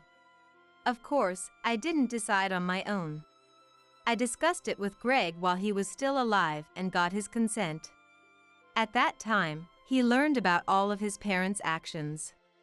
I really didn't want to tell him, but I couldn't complete the sale all by myself. However, he properly understood my feelings of not being able to consult him, and on top of that, he declared that he couldn't forgive his parents' actions. "I'm sorry I didn't notice. If it's okay with you, Kathleen, let's complete the sale before my parents make a move." "I'm sorry, even though it's the precious house you inherited from Grandpa. No, he would agree that we should let it go if it's going to cause trouble. I decided to sell the land to protect my future with Greg, not my relationship with my in-laws. Regarding the sale, David, who was a real estate expert, did his best to find the most suitable buyer. What I had to do was find a new place to move to as soon as possible and act naturally so my in-laws wouldn't notice. Since we had been living in the house, it had some signs of use but was as good as new, and we kept the price down accordingly. Then, we were able to find a buyer right away, and the sale went smoothly. That was the family that arrived earlier. I had actually planned to wait for his return in our new home that we moved to. Greg was also happy about the sale, so that's the only thing I regret. The movers start bringing in the furniture. Disregarding my expelled in-laws, the moving work steadily progressed. My in-laws didn't make a fuss and just watched in a daze, but they couldn't stay like that forever. The moving company that my in-laws had hired came demanding an explanation, looking angry. From the company's perspective, there was an incomprehensible deficiency causing a booking issue with the move. They pressed my in-laws, saying, "I can't believe something like this happened. And this is a breach of contract." But my in-laws were vague and couldn't explain well. In the end, it was decided that the household goods would be taken back for the time being, but due to the unexpected situation, it seemed that a substantial surcharge would be billed. Perhaps finally understanding the series of events, Melissa clung to me, trembling. "Since this is the house of my son's wife, it's our house. Right? This is strange, isn't it?" She lined up desperate excuses, trying to somehow persuade me, but I ignored them and left with just my carry-on luggage. The land already belonged to the new family and wasn't even mine anymore, so there was nothing I needed to answer for. Things went smoothly even after Greg's funeral. I did come face to face with my in-laws, and they seemed to want to say something to me about the house, but in the end, they couldn't say it and hid before leaving. I no longer had any obligation to fulfill toward my in-laws either, so since I had no business with them, I hardly spoke to them at all. I spent my days peacefully without incident. In the new house. In the small house where my husband and I were supposed to restart, I faced the sadness of losing Greg. I had a large amount of savings from the sale, but now that Greg was gone, the plan to build our own home had vanished. As I returned to work, I immersed myself in the few memories I had with Greg and took a fresh look at myself to gradually become more positive. On the other hand, my in-laws, especially Melissa, must have had a frustrating sense of dissatisfaction building up. I didn't want to be involved with them anymore, so I didn't even let them know the location of my new residence. Unable to interact with me, that seemed to further increase Melissa's dissatisfaction. She had been putting on airs for her eldest son, and she couldn't go to David, with whom she had a bad relationship, at this point. However, the stress of not knowing my whereabouts kept piling up, and eventually, Melissa lost her balance. One late night, she committed the vicious act of spilling gasoline around the sold house. Fortunately, a passing neighbor found it suspicious and immediately restrained her, avoiding any incidents. When the police were notified, it was discovered that she had also prepared old papers and lighters, and she was arrested on suspicion of attempted arson. The husband, who had almost been set on fire, became furious when he realized the culprit was the woman who had barged in on moving day, and he contacted me too, saying he would definitely press charges. I apologized many times, but that was an apology for the terrifying experience of almost being set on fire, and there was nothing I could do about her attempted arson. In the end, Melissa, who was fixated on the house, couldn't avoid being charged. I also apologized repeatedly and somehow gained forgiveness, promising that such a thing would never happen again. She had grown up spoiled, not knowing poverty, and she could get anything she wanted. That's probably why she felt irritated when things didn't go her way, wanting that house, and a distorted jealousy sprouted within her. She grew to resent the house and land, turned to crime, and in the end, she ended up in prison. Reynolds, who was supposed to be her support, had endless fights with Melissa after her arrest, abandoned her, and forcibly finalized their divorce. So even after serving her sentence, her home to return to was completely lost. However, that could be said to be the result of the actions she chose. David was lonely after losing his bro, but he encouraged me, saying, I can endure it because I have my Sael. My ties with my in-laws were safely cut, but I hadn't lost all my family. I decided in my heart to spend my days peacefully, for the sake of Greg, who was watching over me from heaven. Mom, it's terrible. We have to run away now or we'll be killed. What? What happened? When I asked for the reason, my daughter Kayla played me a recording from her smartphone. My wife and daughter will be killed. No, I mean, they're gone, so I'll pay back the insurance money right away. What came out of Kayla's smartphone was the voice of my husband, Daniel. Me and Kayla, gone? Could it be a prank by the two of them? No, wait, that's not it. Kayla looks too disturbed. This means Kayla accidentally heard Daniel starting to say he would take our lives. And he said he'd pay back right away, so he must be in debt. His irresponsible nature hasn't changed. I've known Daniel for over 20 years since we met in college. I've helped him out many times and always believed in him. But it was all just my one-sided affection. Otherwise, the thought of taking a life for money would never occur. I will never forgive such a man. My name is Melissa Williams. I'm a 42-year-old working housewife, employed at a travel agency. I met Daniel, who's the same age as me, during college in a camping club. That's why we still talk about this kind of stuff. Let's go camping sometime soon. What about work? I work for a camping gear manufacturer. Going camping is part of my job. Oh, right. What about you, Kayla? I smiled and looked back at Kayla. My high school daughter, Kayla, is recently obsessed with social media. Even now, she's fully engrossed in her smartphone. But Kayla is making an okay sign with her left hand. I got pregnant with Kayla when I was 25, which led to my marriage with Daniel. So, Kayla is a crucial part of our bond. The happiness we have now is all thanks to Kayla. I don't say it out loud, but I always think so. After all, Daniel and I started dating when we were college students. We hit it off in the same camping club, which led to our relationship. Daniel, as a boyfriend, was almost perfect. Being outdoorsy, he had a good physique and was reliable. His sense of fashion was also great. Most of all, I liked how kind he was to me and that he was a good listener. However, as a marriage partner, there was something that bothered me. That was his sense of money. Back then, Daniel often asked me this. Melissa, could you come over and cook? Could it be? When I asked, Daniel put his hands together.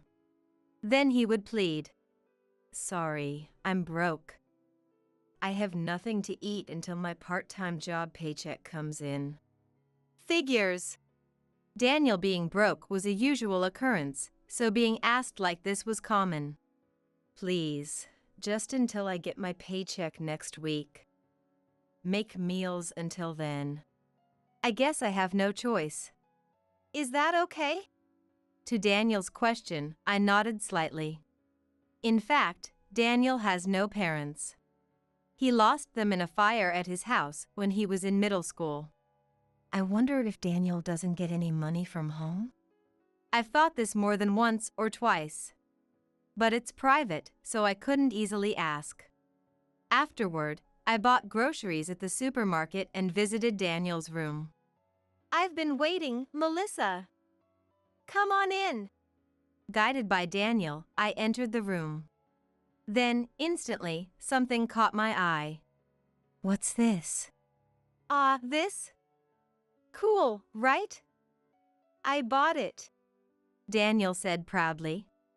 At his feet, there were camping cooking equipment, a sleeping bag, and a tent still in its box, all scattered around. You bought all of this? I spent all of last month's part-time job earnings on it. You're kidding, right? You said you bought stuff last time too. In my surprise, I ended up speaking in a stern tone. Then Daniel suddenly looked angry. What, you have complaints? No complaints, but this is clearly a waste. This is why you're always broke. I told him straight. But Daniel coldly said, It's my money, I can spend it how I want. But camping is my hobby. Don't interfere with this. Daniel yelled at me. It's always like this with Daniel. He spends recklessly and then eventually says he has no money. Then, he asks for help from me and others. Sometimes he even borrows money from me or others. Will this continue forever? Because of these worries, I couldn't consider Daniel as a marriage partner. As time went on, we graduated from college. I landed a job at a travel agency, and Daniel got a job at a camping gear manufacturer. However, with graduation and employment as turning points, I was considering breaking up with Daniel. Continuing the relationship as it was, marriage seemed difficult. It would be better for both of us to clearly part ways. That's what I thought, but as soon as he started working, Daniel changed completely. He worked seriously and didn't waste money at all. He didn't go out drinking with colleagues, nor did he wander around. We have to save for marriage, right? Are you really going to save? And not go into debt like before? Of course not. I promise. I was moved by Daniel's words. He was different from the irresponsible Daniel of our student days. Maybe marrying him wouldn't be so bad. I continued dating Daniel. Eventually, at the age of 25, I got pregnant with Kayla. We finally became husband and wife. In the early days of our marriage, Daniel helped with child-rearing and household chores. So, I truly thought he was a good father. But that life didn't last long. Soon after giving birth, I returned to work. When we started leaving Kayla at a childcare center, Daniel's attitude changed significantly. Daniel, help me clean the room. No way. I have to go out. Can't you help a little? You hardly ever help with the chores anymore. I handed the vacuum cleaner to Daniel. But Daniel didn't take it. Instead, he turned away and said, Housework and child-rearing are the wife's job. You do it. What's that supposed to mean? You used to help. I couldn't help but yell. Then Daniel frowned and muttered, That was because Kayla was little. Now, it doesn't take that much effort, and you can manage on your own. That's not true. Enough. I have things to do now. With that, Daniel left on his own. What's with him, really? Most men push housework onto their wives. I understood that well. But being in that position myself made the words weigh differently. At least he's still working. Maybe that's good enough. I muttered as I started cleaning. I threw away the insurance flyers Daniel had been looking at into the trash. He even left someone's business card out. He's really messy. I didn't want to be blamed if Daniel lost that business card. So, I took a photo of the business card with my smartphone before placing it on the table. As I continued cleaning, I suddenly realized something odd. Wait. Where's my jewelry? My favorite piece of jewelry was missing. Did I leave it somewhere?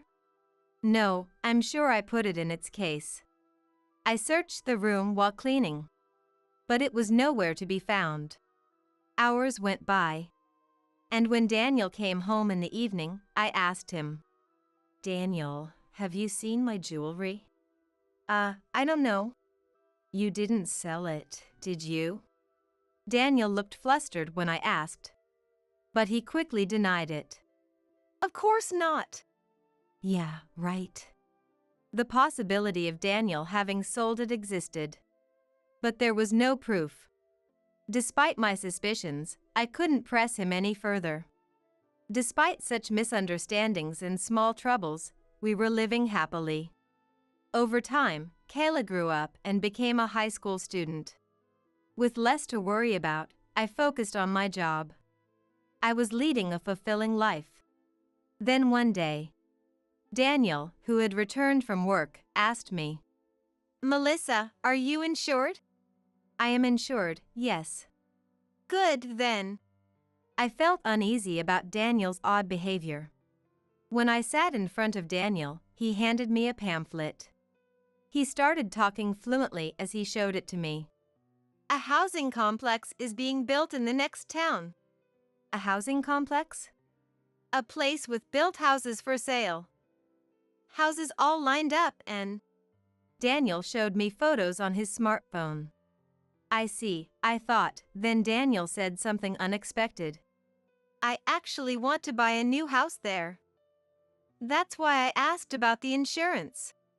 When buying a house and taking out a loan, it's common to join a group credit life insurance.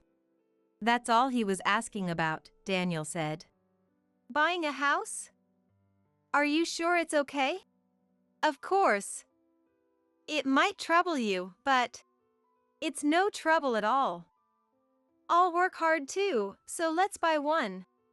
I thought owning a home was a dream far beyond reach. But it was becoming a reality. I was overjoyed, feeling like I was on top of the world. After some time, on a particular Sunday, we, as a family of 3, headed to sign the contract. It was about a 30-minute drive from our current condominium. Upon arrival, among the lined-up built homes, there was a prefab office. "Nice to meet you, I'm Jason Garcia, your agent." Perhaps because Daniel had talked to him beforehand, the home builder agent, Jason, quickly appeared. We were shown around the model house under Jason's guidance. While we were each looking around the house, Kayla came running from somewhere. "Mom, come here." Kayla forcefully took me to the prefab office. Once inside, Kayla closed the door.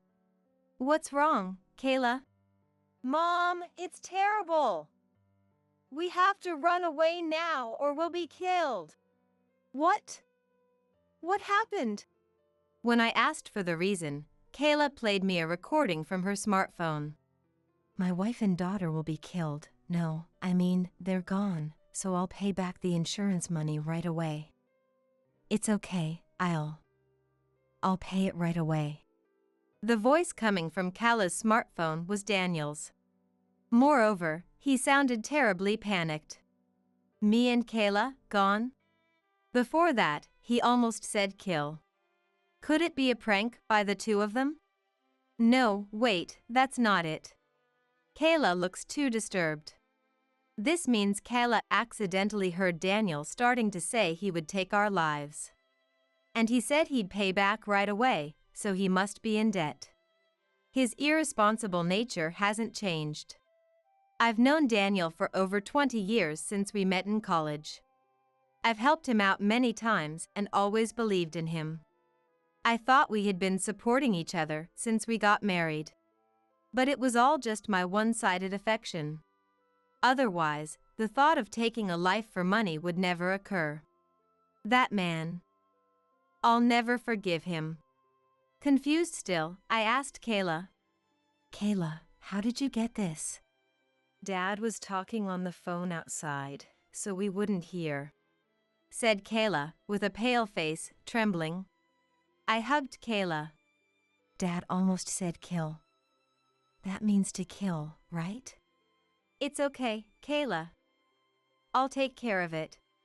Right then, the entrance door suddenly opened. Kayla and I were startled. Ah, sorry.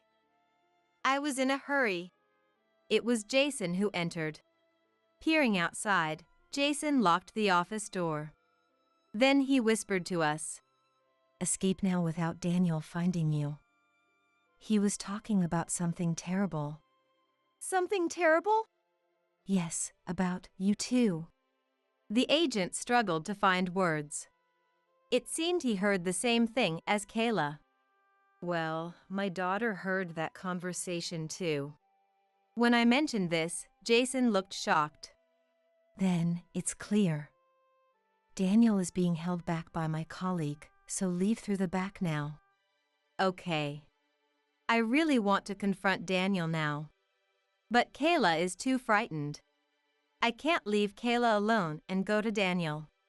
Let's go to my parents' house for now. Exiting through the back, Kayla and I jumped into a taxi. We headed to my parents' house.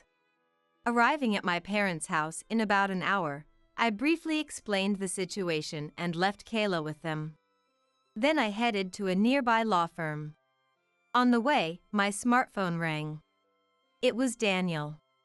I hesitated but answered the phone. Hello? Melissa? Where are you? I was worried, you suddenly disappeared. Is Kayla with you? Yes. Kayla is with me, so don't worry. Hearing this, I could hear Daniel sigh. I was worried. What happened all of a sudden? Actually, I lied that my father, Brian, had collapsed. I thought that would serve as an excuse for suddenly disappearing. Daniel seemed to believe that. But he continued. So, when are you coming back? I have things to plan over here. It sounded like he had plans to take our lives. Sorry, it might take a while. What do you mean by that? Are you going to leave me hanging? Daniel suddenly yelled, clearly irritated. That confirmed my suspicions that his words were serious. Sorry, but I don't plan to come back. What? You don't help with housework, and you raise your voice when you get angry like earlier. I hate that. I stated plainly. Daniel lost his words for a moment. But he quickly retorted. I shouldn't have yelled. It was bad timing when Brian collapsed and you were feeling insecure.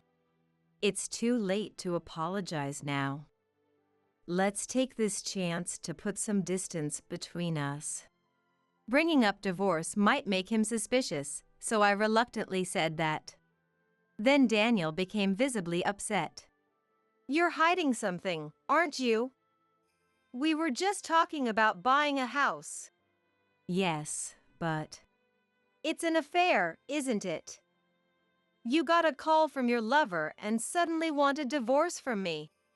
Daniel's roar echoed. Being accused of such awful things, I completely shrank back. After Daniel vented his complaints, I quietly announced, That's another thing I hate. I'll consider divorce and consult a lawyer. Wait a minute. What about buying a house? I don't care. Don't contact me for a while. I ended the call unilaterally. Immediately, I started to tremble. This was the first time I felt fear towards Daniel. Even in arguments, I had never felt this much fear. This won't do. I have to leave.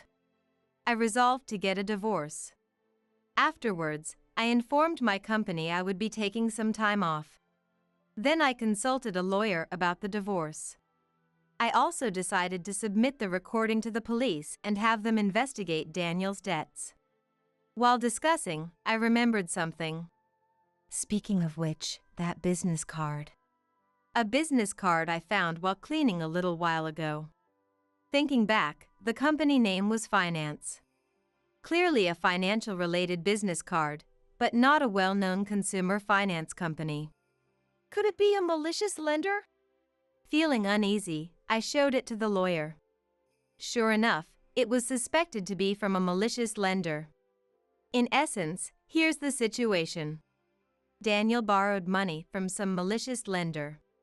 Unable to repay, he was pressed for payment. That's why he aimed for our insurance money. After having the lawyer delve deeper, it became clear that Daniel had debts from various sources.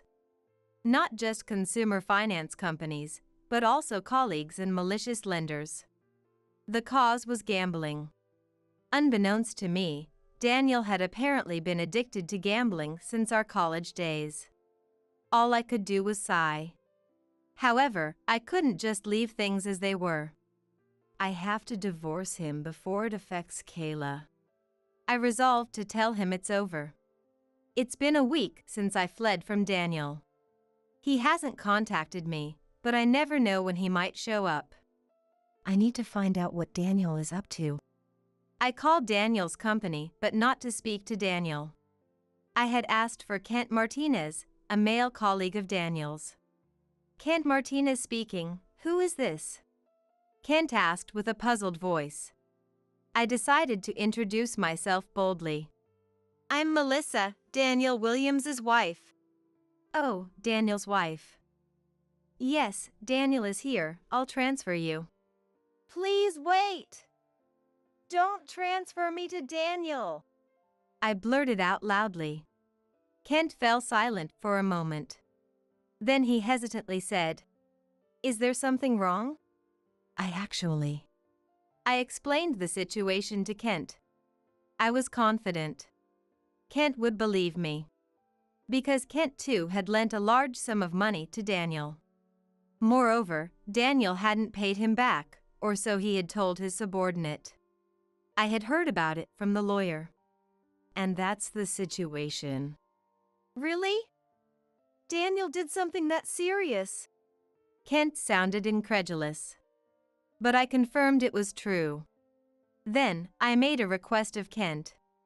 Could you please keep an eye on Daniel for me? Me? Watch Daniel. Yes, just contact me if anything happens. I pleaded earnestly. Kent seemed hesitant at first, but, influenced by my earnestness, agreed to my request in the end. All right, I'll do it. I thanked him once more before ending the call. Now I have to be clear with Daniel. My anxiety grew. What if Daniel became enraged? How could I protect Kayla if Daniel attempted to harm us? These thoughts raced through my mind. Yet, I was doing everything I could. I had consulted the police through the lawyer. And now I had an ally in Kent who would watch Daniel. It'll be okay. I'll make sure of it. I took a deep breath to calm myself. Several hours later, as the day turned to evening, Daniel called. Melissa, have you calmed down? Come back. I'm waiting for you, Daniel said in a gentle voice. But something lurking behind his kindness troubled me. Was it sincere? Or was he trying to lure me back to kill us? Bad thoughts flooded my mind, leaving me unable to respond. Amidst the prolonged silence, Daniel, unable to bear it any longer, shouted, Enough with your selfishness. I'm tired from work and housework. That's because. Don't mess with me. How dare you take advantage of my kindness? Startled by Daniel's shouting, I realized it was hopeless with him. In that moment, my thoughts spilled out as words. We're getting a divorce. If you're going to divorce me over some trivial reason, you'll have to pay compensation. Daniel yelled at me. Instinctively, I retorted. It's not trivial. It's because of the gambling debts you've accumulated. That's why I'm divorcing you. Daniel fell silent at those words. Perhaps because it was true, he had nothing to say. Taking a deep breath, I continued. You have gambling debts, don't you, Daniel? Tell me the truth. That's not it. What's not it? You promised you wouldn't get into debt, remember? A verbal promise before we got married. Daniel seemed to recall it too and said no more. I'm divorcing you because you broke your promise. You'll hear from my lawyer, so sign the divorce papers. All right, but I won't pay any compensation. It's not about cheating or anything. I'm not expecting any compensation because of the debt. Just stay out of our lives from now on. I'll change everything, the beneficiary of the insurance, and make sure we have nothing to do with each other. I said this and hung up without waiting for Daniel's response. It was over. I sighed deeply, still holding my smartphone. But the next day, everything changed. After dinner, as I was relaxing with Kayla, my smartphone rang unexpectedly. An unknown number. I wonder who it is. I answered the phone, puzzled, and heard an unfamiliar man's voice from the other end. Hello.